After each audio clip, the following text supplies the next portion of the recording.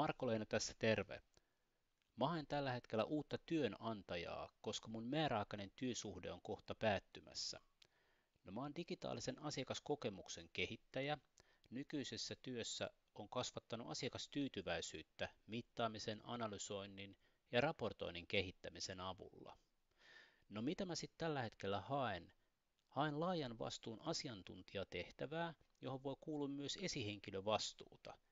Eniten mua motivoisi päästä semmoiseen työntekijäporukkaan, tiimiin mukaan, jos on tavoitteet on korkealla ja tekemisen meininki hyvä, rento työilmapiiri. Yrityskulttuurissa mä arvostan yhdenvertaisuuden tukemista ja kannustavaa työilmapiiriä. No miten mä pidän sitten osaamisestani huolta? Mä oon tunnistanut oikeastaan 6 pääteemaa tai aluetta, mitä mä käytän ikään kuin osaamiseni rakennuspalikkona, rakennusaineena. Ja nämä ei tule missään tärkeysjärjestyksessä, mutta ensimmäisenä tiedolla johtaminen, mittaaminen ja analysointi kaiken tekemisen, kehittämisen, päätöksenteon tukena on tosi tärkeää. Sitten, että ymmärtää strategista ja operatiivista tekemistä, että mikä vaikutus hyvällä strategisella tekemisellä on myös siihen, että operatiivisessa tekemisessä onnistutaan. Sitten on ketterät menetelmät.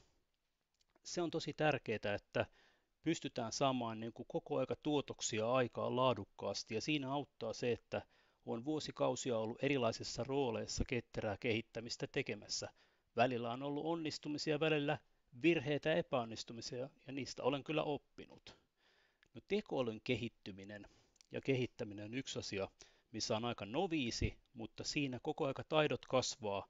Olen nyt päässyt viime aikoina hyvin konkreettisiin keisseihin käsiksi ja itse ihan kehittämään tekoälyäkin. Palvelumuotoilu, se on ehkä vaikuttanut ja muovannut mun ajattelua kaikista eniten. Sillä tavalla mä oon oppinut metodeita, miten systemaattisesti ja analyyttisesti saadaan asioita aikaan. Viimeisenä, mutta ei vähäisimpänä ja oikeastaan mun vahvuutena on vuorovaikutus. Tiimityö, hyvä kommunikaatio, viestintä, niin ne on ihan elintärkeitä, että ylipäätänsä hommat etenee ja työyhteisö toimii ja kaikki voi hyvin. Jos siis haluatte tutustua kaveriin, joka laittaa itsensä 100% likoon ja kannustaa myös muita, ottakaa muhun yhteyttä. Moi!